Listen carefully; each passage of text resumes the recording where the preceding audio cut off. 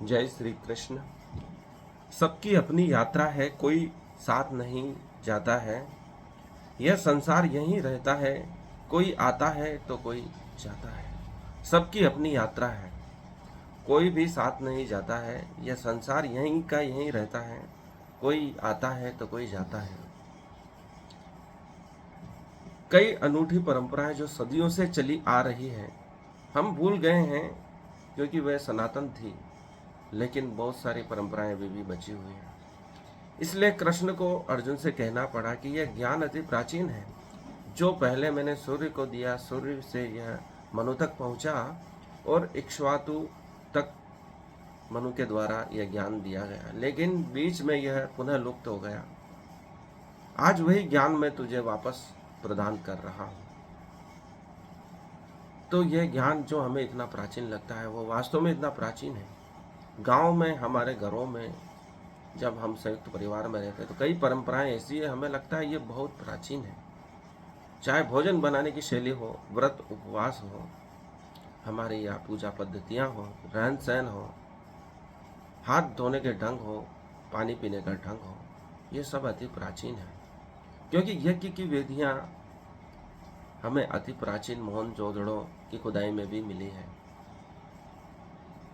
उसमें शिवलिंग, चूड़ियाँ, नृत्य करती हुई मूर्तियाँ, ये सब बताते हैं कि जो आज हो रहा है वो प्राचीन काल में भी हुआ था और उससे पूर्व भी हुआ था। क्योंकि सृष्टि कई बार बनी बिगड़ी, जल प्रलय आए, ऐसी कई घटनाएं हुई, हिमयुग आए, उसमें मानव सभ्यताएं कई नष्ट हो गई, कई बची रही, लेकिन भारतीय संस्कृति हमेशा बची रही। इसको बचाया गया, इसे देवताओं द्वारा बचाया गया और यह ज्ञान भी देवताओं द्वारा, दिव्य ज्ञान हमें प्रदान किया गया है। कई कथाएं मिलती है जिसमें मनुष्य हार जाता है, लेकिन देवताओं द्वारा उसे वरदान दिए जाते हैं, ज्ञान दिया जाता है, उससे वह पुनः शक्ति प्राप्त करके इस संसार समर में विजय प्राप्त करता है। देवताएं हमसे ज़्यादा उन्नत हैं, उनकी बुद्धिमत्ता हमसे ज़्यादा श्रेष्ठ है। वह हमें तकनीक देते हैं जो पृथ्वी पर किसी के पास नहीं है। अर्जुन को भी तकनीक, नई टेक्नोलॉजी के यंत्र, अस्त्र शस्त्र लेने के लिए अंतरिक्ष में भेजा गया, स्वर्ग में भेजा गया, भगवान शिव के पास भेजा गया, क्योंकि उनके यहाँ भी कई प्रयोग चलते रहते हैं। नए नए शस्त्रों के आविष्कार होते हैं, धनुष बनते हैं। पाशुपतास्त्र तपस्या कर अर्जुन ने भगवान शिव से प्राप्त किया। उन्होंने कहा तेरी यात्रा भी रुकी नहीं, तुझे इंद्र को प्रसन्न करना है। इंद्र से जो दिव्यास्त्र मिले, उनकी उपस्थिति मात्र से ही और भगवान शिव के पाशुपतास्त्र द्वारा ही और देवी यज्ञ जो महाभारत प्रारंभ होने से पहले भगवान कृष्ण ने करवाया था अर्जुन से, उन सभी के प्रभाव से उसकी जीत सुनिश्चित हो गई थी। ये पूजा पद्धतियाँ, तपस्या एक विश्वास है कि परमात्मा हमारे साथ है, हम सत्य मार्ग की ओर बढ़ रहे हैं। कृष्ण ने भगवत गीता के माध्यम से यही विश्वास दिलाने का प्रयास किया कि अर्जुन, तू जो ये युद्ध कर रहा है, यह पाप नहीं है, पुण्य है। यह करना तेरे लिए अवश्यंभावी है, आवश्यक है। इसको न करके तू गौर नरक में पड़ेगा, पाप में पड़ेगा।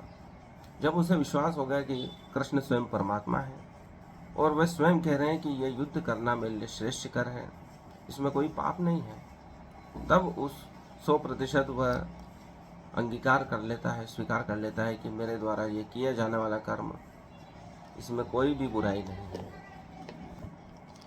आज हम अध्याय 11 में प्रवेश करेंगे, जिसमें भगवान अपना विराट रूप दिखाएंगे। अर्जुन पूछता है भगवान से, अर्जुन उवाच, प्रथम श्लोक में, मग्नुग्रहाय परमं गुव्यामद्यामन संगीतम यत्त्वयोक्तम वचनस्तेन मोहो अहम अयम विगतो मम। अर्थात अर्जुन कहता है भगवान से, आपने जिन अत्यंत गुह्य आध्यात्मिक विषयों का मुझे उपदेश दिया है, उसे सुनकर अब मेरा मोह दूर हो गया है। अर्जुन का मोह दूर हो चुका है। दूसरे श्लोक में वह कहता है, भवान भयप्यो ही भूतानां श्रुतो विस्तस्यो मया त्वतः कमलपत्राक्ष महात्म्यमपि चावक्षम्यम। हे कमल नयन, मैंने आपसे प्रत्येक जीव की उत्पत्ति तथा लय के विषय में विस्तार से सुना है और आपकी अक्षय महिमा का अनुभव किया है। तीसरे श्लोक में भगवान कहते एवं मैं तत् मात्र तथा मानम परमेश्वर दृष्टिमिच्छामि ते रूपेश्वरम पुरुषोत्तम। तीसरे श्लोक में वह कहता है पुरुषोत्तम, हे परमेश्वर, यदि आपको मैं अपने समक्ष आपके द्वारा वर्णित आपके वास्तविक रूप में देख रहा हूँ, किंतु मैं यह देखने का इच्छुक हूँ कि आप इस दृश्य जगत में किस प्रकार प्रविष्ट हुए हैं। मैं आपके उसी रूप का दर्शन करना चाहता हूँ। अर्जुन का मोह समाप्त हो चुका है और वह चाहता है कि इस परम सत्य को वह दृश्य रूप में देखें, साकार रूप में देखें। परमात्मा के लिए कुछ भी असंभव नहीं है, इसलिए वह जानता है कि मैं उनसे ये मांग कर सकता हूँ। चौथे श्लोक में मन से यदि तच्चक्यम मया द्रष्टुमिति प्रभो योगेश्वर ततो मे त्वं दर्शनायात्मानम व्यव्यम। चौथे श्लोक में कहते हैं, हे प्रभु, हे योगेश्वर, यदि आप सोचते हैं कि मैं आपके विश्व रूप को देखने में समर्थ हो सकता हूँ, तो कृपा कर मुझे अपना असीम विश्व रूप दिखलाइए। वह उनसे अनुमति मांग रहा है, विनम्र रूप से आज्ञा मांग रहा है। अगर आप मुझे योग्य समझते हैं तो मुझे दर्शन दें। मतलब दबाव नहीं बना रहा है, वह केवल प्रार्थना कर रहा है कि आप मुझे योग्य समझते हैं तो मुझे दर्शन देने का आप प्रयास करें, अनुग्रहित करें मुझे इसके लिए। पांचवें श्लोक में भगवान कहते हैं, श्री भगवान उवाच पश्य मे पार्थ रूपाणि शततो अतत शस्त्रशः ज्ञानाविधानि दिव्यानि नाना वर्णाकृतीनि च। हे अर्जुन, भगवान कहते हैं, हे पार्थ, अब तुम मेरे ऐश्वर्य को सैकड़ों हजारों प्रकार के देवी तथा विविध रंगों वाले रूपों में देखो। छठे श्लोक में कहते हैं भगवान, पश्चादित्यावद शून्यान्दिनो मरुतस्तद बहुनश्च पूर्वाणि पश्चाणि भारत। हे भारत, लो तुम आदित्यों, वसुओं, रुद्रों, अश्विनी कुमारों तथा अन्य देवताओं के विभिन्न रूपों को यहाँ देखो। तुम ऐसे अनेक आश्चर्यमय रूपों को देखो जिन्हें पहले किसी ने न तो देखा है न कभी सुना है। सातवें श्लोक में भगवान कहते हैं, इहेकस्तमं जगतपस्तरवनं पश्यानद्यद् सचराचरं मम देहे गूढ़ाकेश यच्चान्यद् द्रष्टुमिच्छसि। अर्थात हे अर्जुन, तुम जो भी देखना चाहो उसे तत्क्षण मेरे शरीर में देखो। तुम इस समय तथा भविष्य में भी जो भी देखना चाहते हो उसका यह विश्व रूप दिखाने वाला है। यहाँ एक ही स्थान पर चर अचर सब कुछ नजर आने वाला है। आठवें श्लोक में भगवान कहते हैं, न तुम माम शाक्य से द्रष्टुम ने में स्वचक्षुषा दिव्यम ददामि ते चक्षु पश्य में योगेश्वरम। किंतु तुम मुझे अपनी इन आंखों से नहीं देख सकते, अतः मैं तुम्हें दिव्य आंखें दे रहा हूँ।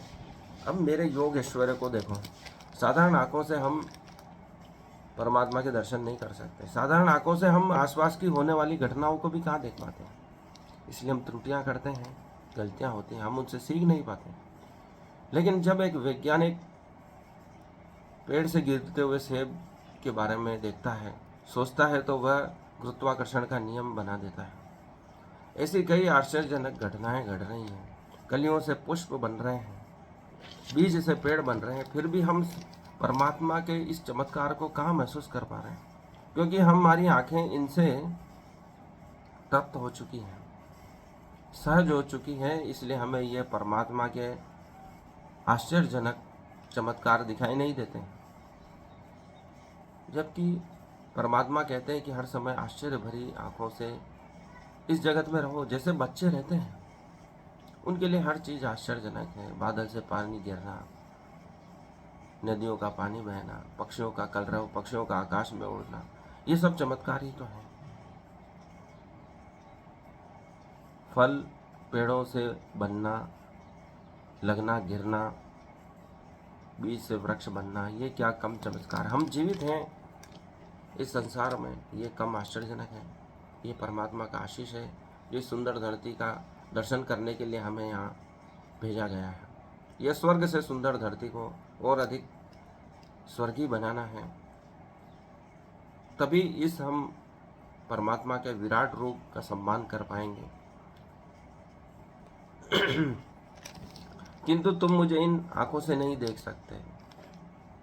मनुष्य के पास आंख होते हुए भी वह विराट के कहाँ दर्शन कर पा रहे हैं। इसलिए वह कृष्ण याद दिला रहे हैं कि मैं तुम्हें दिव्य आंखें दे रहा हूँ, अब मेरे योग ऐश्वर्य को देखो।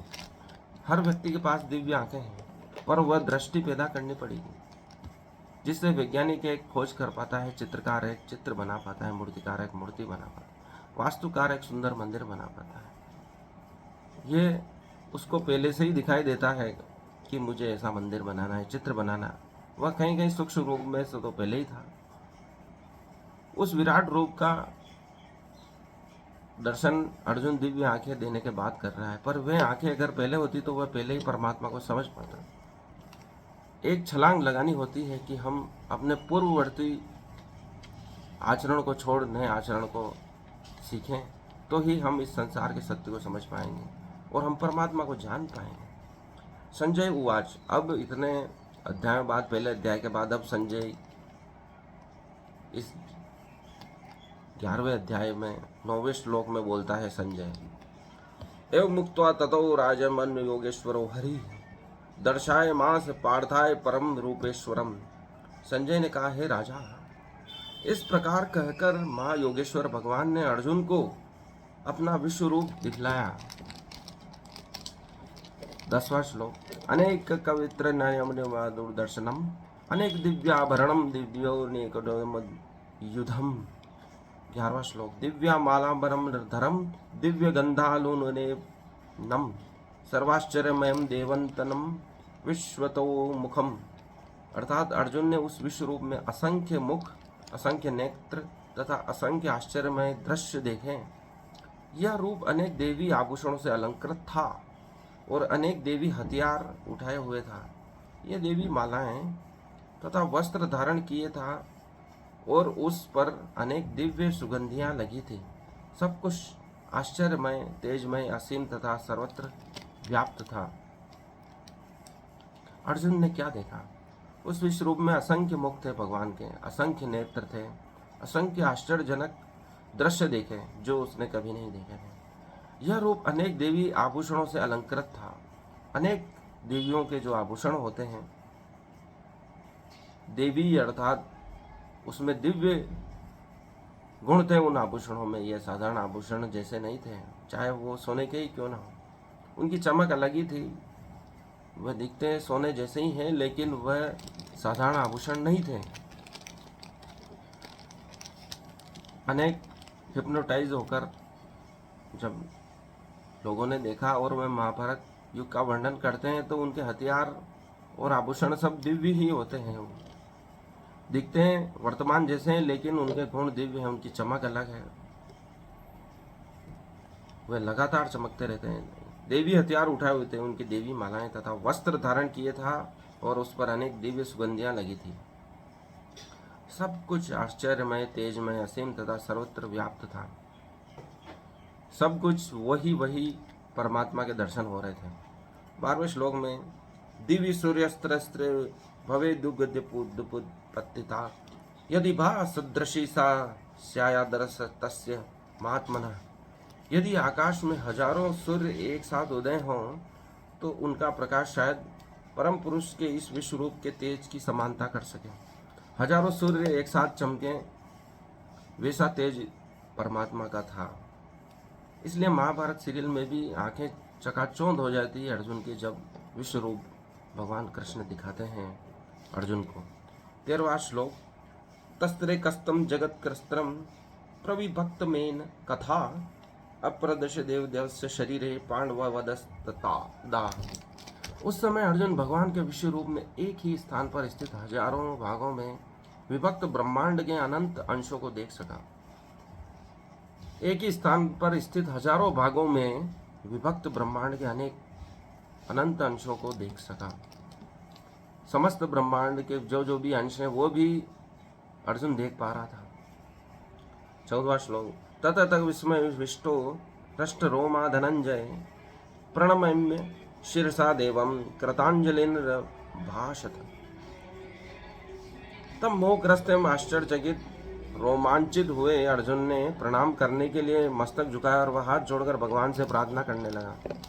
इतना विराट रूप देखकर वह मोहग्रस्त और आश्चर्यचकित और रोमांचित हो गया था। उसके रोंगटे खड़े हो गए थे, उसके रोम रोम खड़े हो गए थे। और वह भगवान से क्या प्रार्थना करता है 15वें श्लोक में। अर्जुन उवाच पश्यामि देवांस्तव देवदेहे सर्वास्तथा भूत विशेष संगान ब्राह्मणमीशम कमलानस्थ मृषिणम सर्वान रुंगाश्च दिव्यान। अर्जुन ने कहा, है भगवान कृष्ण, मैं आपके शरीर में सारे देवताओं तथा अन्य विविध जीवों को एकत्र देख रहा हूँ। मैं कमल पर आसीन ब्रह्मा, शिवजी तथा समस्त ऋषियों एवं दिव्य सर्पों को देख रहा हूँ। सारे देवता विविध जीवों को एक साथ नजर आ रहे हैं। मैं कमल पर आसीन ब्रह्मा, शिवजी तथा समस्त ऋषियों एवं दिव्य सर्पों को भी वहीं देख रहा हूँ। 16वें श्लोक में अनेक बाहुदर वक्त नेत्रम पश्यामि त्वाम सर्वतो अनंत रूपम नान्तम न मध्यम न पुनवस्तवादिम पश्यामि विश्वेश्वर विश्वरूप। हे विश्वेश्वर, हे विश्वरूप, मैं आपके शरीर में अनेकानेक हाथ, पेट, मुंह तथा आंखें देख रहा हूँ जो सर्वत्र फैले हैं, जिनका अंत नहीं है। आप में न अंत दिखता है, न मध्य और न आदि। सीरियल में जो भगवान का विश्व रूप दिखाया गया है वो लगभग वैसा ही वर्णन इसमें किया गया है। विश्वेश्वर है विश्वरूप, विश्व दर्शन करा रहे हैं इसलिए विश्वरूप का। मैं आपके शरीर में अनेक हाथ दिखाई देते हैं, पेट दिखाई देते हैं, मुंह दिखाई देते हैं, आंखें दिखाई देती हैं अनेक, जो सर्वत्र फैले हैं, जिनका न तो कोई अंत है न आदि है। न ही उनका अंत दिखता है, न मध्य और न आदि। सब तरफ वही फैले हैं, सब जगह वही नजर आ रहे हैं। इसलिए कहा गया यत पिंडे तत् ब्रह्मांड है। जहाँ जहाँ भी पिंड है वहाँ ब्रह्मांड छुपा हुआ है। एक छोटे से पिंड में भी पूरा ब्रह्मांड छुपा हुआ है। इसलिए ऋषि बाहर प्रयोगशाला नहीं बनाते हैं, अपने शरीर को ही प्रयोगशाला बनाकर समस्त प्रयोग इसी में कर लेते हैं, जो कि कम खर्चीला है और ज़्यादा लाभ देने वाला है, जिससे आत्मज्ञान भी प्राप्त होता है और भौतिक जगत की उपलब्धियां भी प्राप्त होती है। 17वां श्लोक किरीटनम गदिनम चक्रिणम च तेजो राशिम सर्वतो दीप्तिम मंततम पश्यामि त्वाम दुर्निरीक्षम समन्ता दीप्ताननान द्युतितम प्रमेयम। आपके रूप को उसके चकाचौंध तेज के कारण देख पाना कठिन है, क्योंकि वह प्रज्वलित अग्नि की भांति अथवा सूर्य के अपार प्रकाश की भांति चारों ओर फैल रहा है। तो भी मैं इस तेजोमय रूप को सर्वत्र देख रहा हूँ, जो अनेक मुकुटों, गदाओं तथा चक्रों से विभूषित है। आगे चकाचौंध है, देख ही नहीं पा रहा है, फिर भी वो देखने का प्रयास कर रहा है और देख भी रहा है उनको, कि तो उसको नजर आता है कि इस तेजोमय रूप को सर्वत्र देख रहा हूँ। सब जगह वही नजर आ रहे हैं, भगवान ही। चारों तरफ आंखें घुमा के देखता है तो भी विश्वरूप उनको दिखाई देता है, उनसे बच नहीं पा रहा है। अनेक मुकुट, गदा तथा चक्र से विभूषित है। 18वें श्लोक में त्वमक्षरं परमं वेदितव्यं तमस्य विश्वरं परम निधानम तत्त्वमद्यव्यः शाश्वतं धर्मगोप्ता सनातनस्त्वं पुरुषो मतो मे। आप परम आद्य देव वस्तु हैं, ज्ञेय वस्तु हैं। आप इस ब्रह्मांड के परम आधार हैं, अर्थात आश्रय हैं। आप अव्यय तथा पुराण पुरुष हैं। पुराणों में जिस पुरुष का वर्णन है वह आप ही है, जिससे समस्त सृष्टि उत्पन्न हुई। आप सनातन धर्म के पालक भगवान हैं, यही मेरा मत है। अर्जुन जान गया कि सर्वत्र परमात्मा कृष्ण के ही दर्शन हो रहे हैं, अर्थात सबका आधार ही कृष्ण है, सनातन धर्म के पालक भगवान हैं। 19वें श्लोक में अनादि मध्यमंत वीर्य मनंत बाहुम शशि सूर्य नेत्रम पश्यामि त्वाम दीप्त हुतांशस्त्रम स्वतेजसा विश्वमिदिम तपंतम।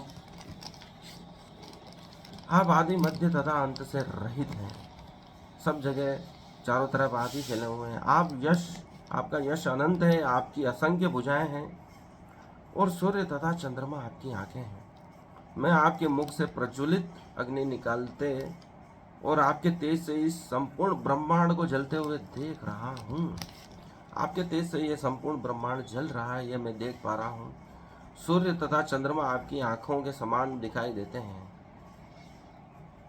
20वें श्लोक में द्यावा पृथ्वी मेदिम मंतरम हिम व्याप्तम त्वकेन्द्रिश्च सर्वाः दृष्टान्तुभं दुरुपमुखनम तवेदम लोकत्रयं प्रवृत्तितम महान मन। यद्यपि आप एक हैं, किंतु आप आकाश तथा सारे लोकों एवं उसके बीच के समस्त अवकाश में व्याप्त हैं। हे महापुरुष, आपके इस अद्भुत तथा भयानक रूप को देखकर सारे लोग भयभीत हो रहे हैं, भयभीत हैं। हम परमाणु के बीच में देखते हैं,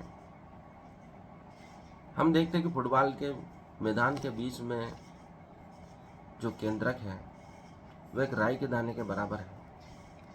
वैसा ही अर्जुन देख पा रहा था इस ब्रह्मांड की सत्यता को।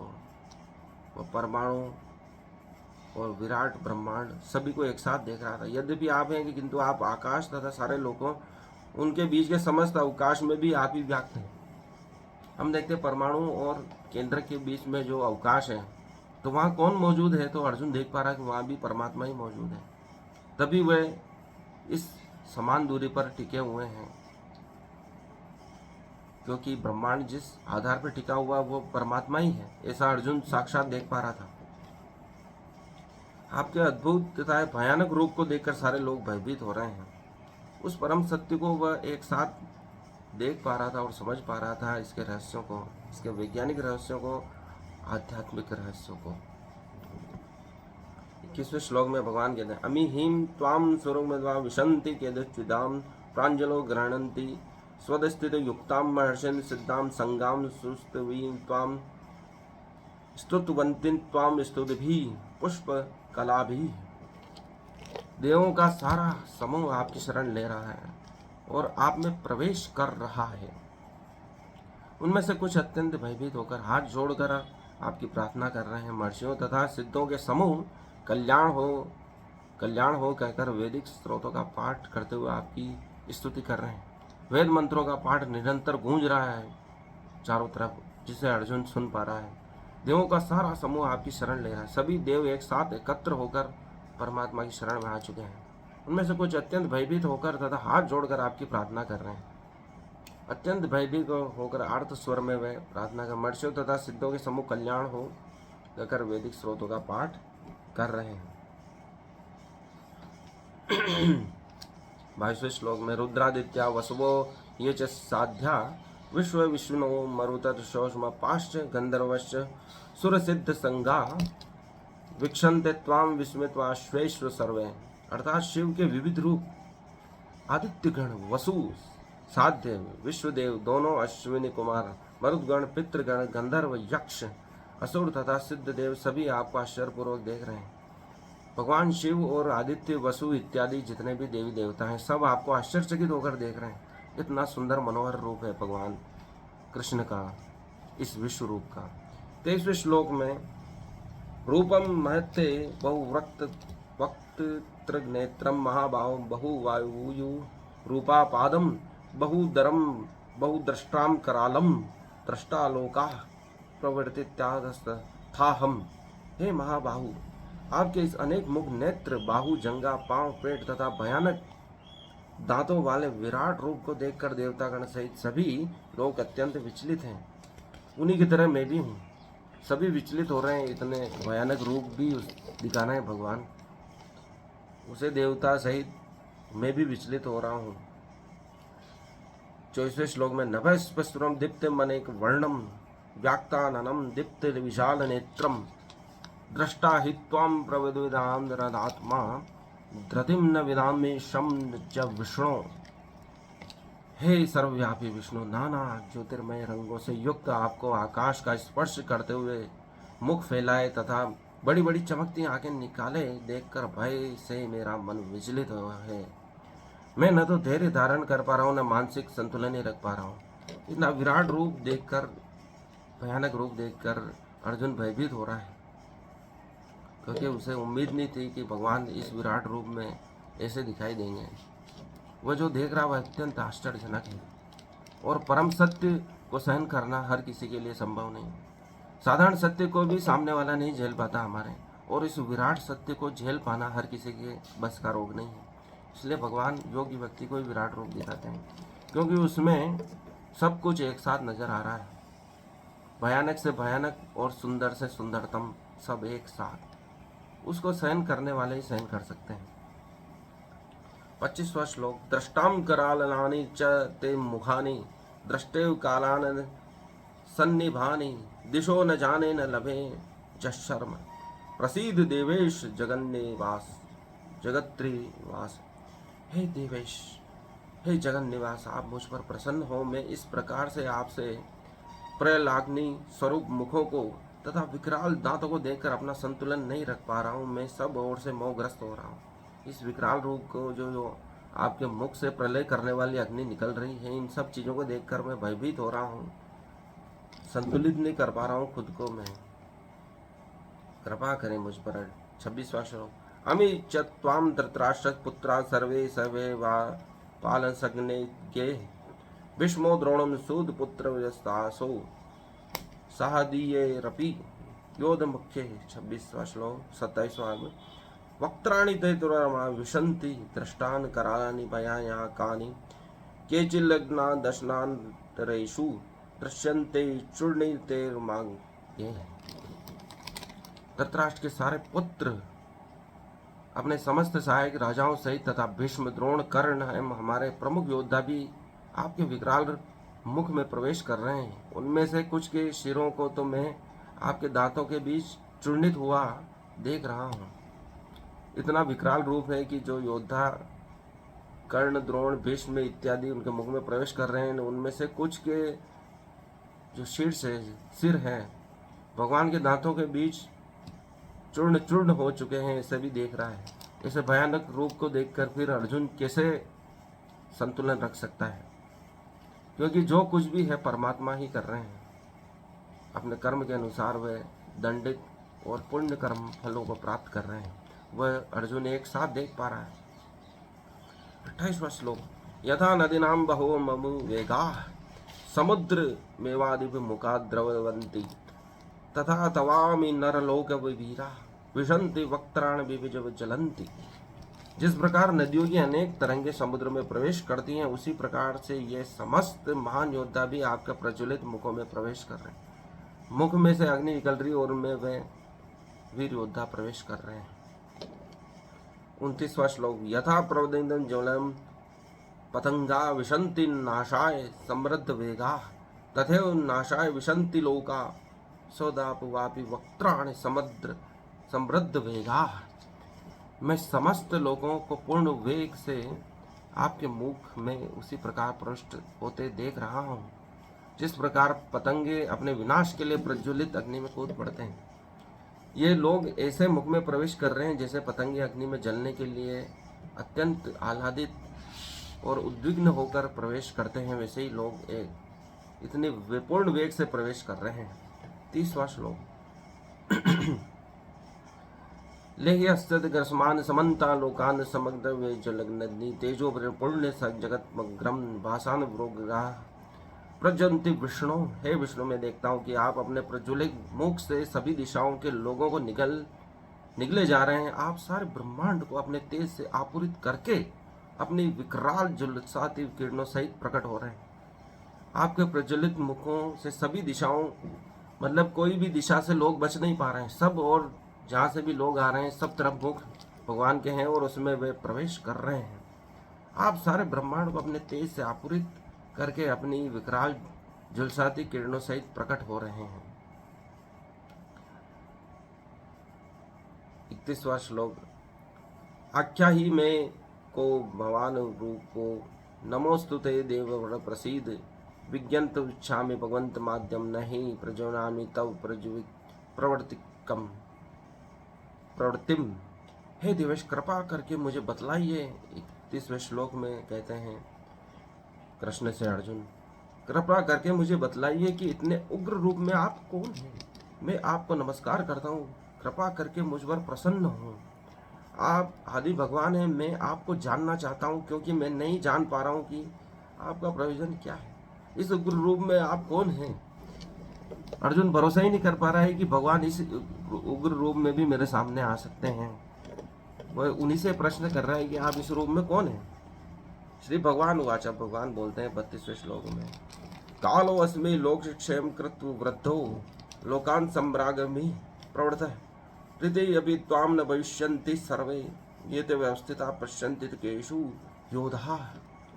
भगवान ने कहा, समस्त जगतों को विनष्ट करने वाला काल मैं हूँ और मैं यहाँ समस्त लोगों का विनाश करने के लिए आया हूँ। तुम्हारे अर्थात पांडवों के सिवा दोनों पक्षों के सारे योद्धा मारे जाएंगे। भगवान कह रहे मैं सभी का विनाश करने आया हूँ पांडवों को छोड़कर। मैं काल रूप में प्रकट हुआ हूँ जो तुम इस भयानक रूप को देख रहे हो, सभी को नष्ट करने वाला। 33वें श्लोक में भगवान कहते हैं, तस्मान विनष्ट यशो लभस्व जित्वा शत्रुन पुडंग क्षं राज्यम समृद्धम मयत मेत निहिता पूर्व में निमित्त मात्रम भव सव्यसाचिन। सव्यसाची का अर्थ भी अर्जुन ही होता है। अतः उठो, लड़ने के लिए तैयार हो जाओ और यश अर्जित करो, अपने शत्रुओं को जीत कर संपन्न राज्य का भोग करो। ये सब मेरे द्वारा पहले ही मारे जा चुके हैं। और हे सव्य साची, तुम जो युद्ध में केवल निमित्त मात्र हो सकते हो, ये सब मेरे द्वारा पहले ही मारे जा चुके हैं। तुम युद्ध में निमित्त मात्र हो, तुम्हें तो सिर्फ उपस्थित रहना है। आजकल जैसे अवलोकनार्थ प्रति आती है स्कूलों में, कॉलेजों में, उसको सिर्फ देखना होता है, उसका कोई उपयोग नहीं करना होता है। न तो उसको बेच सकते हैं, न उसको किसी को दे सकते हैं, सिर्फ आप उसको देखकर स्कूल में रख देते हैं। ठीक वैसे ही है कि ये सब योद्धा मारे जा चुके हैं, तेरे को सिर्फ उपस्थित होना है, सिर्फ देखना है। देखने मात्र से तेरा उद्धार हो जाएगा, क्योंकि भगवान को कोई न कोई माध्यम बनाना होता है कि इसके द्वारा कार्य किया गया। वो तुम हो, क्योंकि तुम योग्य हो, इसलिए तेरे को विराट रूप भी दिखाया गया है, ताकि तू इस ब्रह्मांड की सच्चाई को जान सके, सूक्ष्म कणों परमाणु की सच्चाई जान सके, उसी के साथ ब्रह्मांड की सच्चाई भी तुझे बताई गई है। इसलिए उठो, लड़ने के लिए तैयार हो जाओ और यश अर्जित करो। इस काल प्रवाह में सब कुछ मेरे द्वारा ही किया जा रहा है, लेकिन तुझे यश प्राप्त होगा क्योंकि तू निमित्त मात्र बन जाए। अपने शत्रुओं को जीत कर संपन्न राज का उपयोग करो। ये सब मेरे द्वारा पहले ही मारे जा चुके हैं। अपने शत्रुओं को जीत कर इस संपन्न राज्य का उपयोग करो। परमात्मा को मालूम है कि तू जीतेगा और तेरे को संपन्न राज्य का उपयोग भी करना है। ये सब मेरे द्वारा पहले ही मारे जा चुके हैं। और ये सव्यसाची, तुम जो युद्ध में केवल निमित्त मात्र हो सकते हो, तुझे तो निमित्त मात्र होना है। सब घटनाएं पहले ही घट चुकी हैं, क्योंकि भगवान भूत भविष्य वर्तमान सब एक साथ देख रहे हैं, देखते हैं।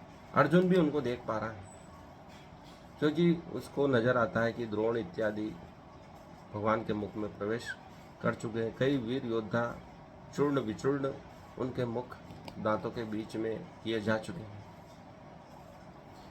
इसलिए ऋषियों को जब विश्व रूप का दर्शन होता है तो उनको बाहरी प्रयोगशाला की आवश्यकता नहीं होती है। यह विराट रूप जो परमात्मा दिखा रहा है वह पूर्ण सत्य का उद्घोष है। उसमें वैज्ञानिक व्याख्याएं आध्यात्मिक सत्य है। एक साथ परमात्मा आपको सत्य का दर्शन करवाते हैं। जितनी भी वैज्ञानिक खोजें होती है तो उनके पीछे रहस्यमय शक्तियां कार्य करती हैं। वे खुद ही कहते हैं कि कोई विशेष शक्ति आकर मुझे यह बता गई कि यह खोज की जा सकती है। इसलिए बिना देवी आशीर्वाद के नई खोजें भी नहीं होती हैं, नए कार्य नहीं होते हैं। हमारे जो प्राचीन मंदिर बनाए गए हैं उसमें देवताओं द्वारा स्वप्न में बताया गया है कि इस स्थान पर यह मंदिर बनाना है, इस स्थान की खुदाई पर यह मूर्ति मिलेगी, उसकी स्थापना करके मंदिर बनाना है। यह सब कुछ देवी प्रेरणा से ही होता है। बिना देवी प्रेरणा के विशेष उपलब्धि आप प्राप्त नहीं कर सकते हैं। यह अर्जुन को कृष्ण बता रहा है कि यह देवी योजना है, तुझे निमित्त मात्र होना है, लेकिन उसके लिए योग्य बना जा सकता है। जो विज्ञान के सत्य हैं, यदि परमात्मा ने बनाए तो वे उस विज्ञान को नहीं जानते हैं।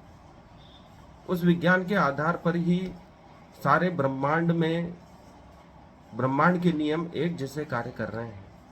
चाहे आप करोड़ों प्रकाश वर्ष दूर भी चले जाएं तो भी प्रकृति के नियम वही कार्य करेंगे, गुरुत्वाकर्षण के नियम वही कार्य करेंगे, प्रकाश की गति वही रहेगी, आपके मन की गति वही रहेगी। क्या यह परम सत्य का उद्घोष नहीं है कि परमात्मा सब जगह व्याप्त है और उसके नियम सब जगह एक जैसे ही लागू होते हैं। विभिन्न जो ब्रह्मांड है, अनेक आयाम में जो अवस्थित लोक हैं, उनका संचालन भी भगवान कृष्ण ही कर रहे हैं, अर्थात परमात्मा कर रहे हैं। एक देवी शक्ति कर रही है, जिसे हम चाहे प्रकृति कह दो, चाहे नियति कह दो, या शून्यवाद कह दो, कुछ भी कह दो, कुछ भी कहने से उस एकमात्र की उपस्थिति ही झलकती है। हम कहते हैं वह व्यक्ति यहाँ नहीं है, लेकिन हम उस व्यक्ति की चर्चा कर रहे हैं। वैसे ही हम परमात्मा को नकार के भी परमात्मा की ही चर्चा कर रहे हैं, इसलिए उससे बचना संभव नहीं है, नहीं तो उनकी चर्चा ही क्यों उत्पन्न होती है। कहते हैं कि 3000 वर्ष पूर्व मनुष्य ने लिखना सीखा, उसके बाद ही मनुष्य सभ्य हुआ और परमात्मा के बारे में विचार किया।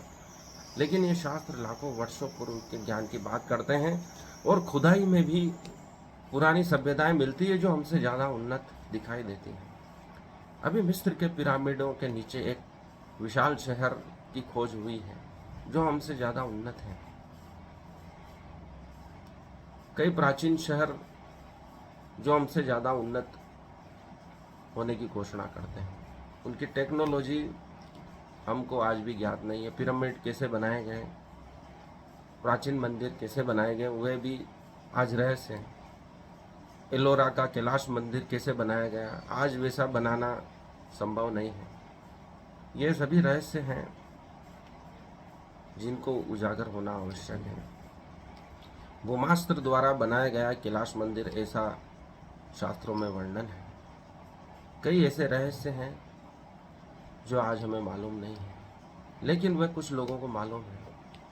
वही ज्ञान कृष्ण अर्जुन को दे रहे हैं, क्योंकि वह उसके योग्य था। इसलिए योग्य व्यक्ति को ज्ञान मिलता है, चाहे वह ऋषि हो चाहे वैज्ञानिक। आज के लिए इतना ही, धन्यवाद। मुझे सुनने के लिए हार्दिक आभार। इस वीडियो को लाइक करें, चैनल को सब्सक्राइब करें, कुछ कमेंट्स करें।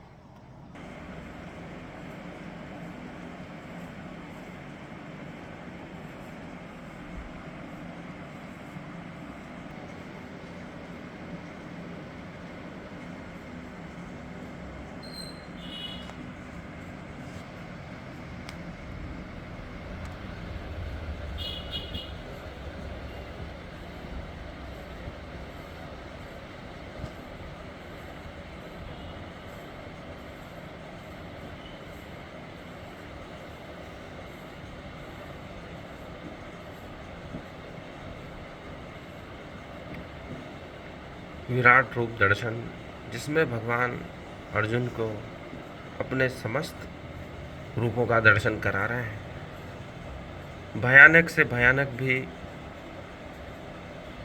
जैसा कि गीता के 11वें अध्याय में वर्णित किया गया है, भयानक से भयानक रूपों का भी वे दर्शन करा रहे हैं, और अपने श्रेष्ठ रूप जो उनसे ही संलग्न है वे भी दर्शन करा रहे हैं।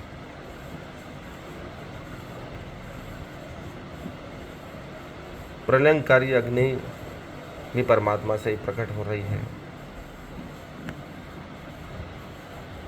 आकाश के बादल भी परमात्मा से ही जुड़े हुए हैं। विभिन्न रूप चारों तरफ जो दिखाई दे रहे हैं वे परमात्मा के ही हैं। इसलिए अर्जुन कह रहा है कि चारों तरफ मैं जहीं पे भी देखता हूँ, जहाँ कहीं भी देखता हूँ, मुझे आप ही आप नज़र आ रहे हैं। आपके विविध रूप नज़र आ रहे हैं। चंद्रमा और सूर्य आपके नेत्र हैं। पूरा ब्रह्मांड आप में व्याप्त है, और जो अवकाश है उसमें भी मुझे आपके ही दर्शन हो रहे हैं।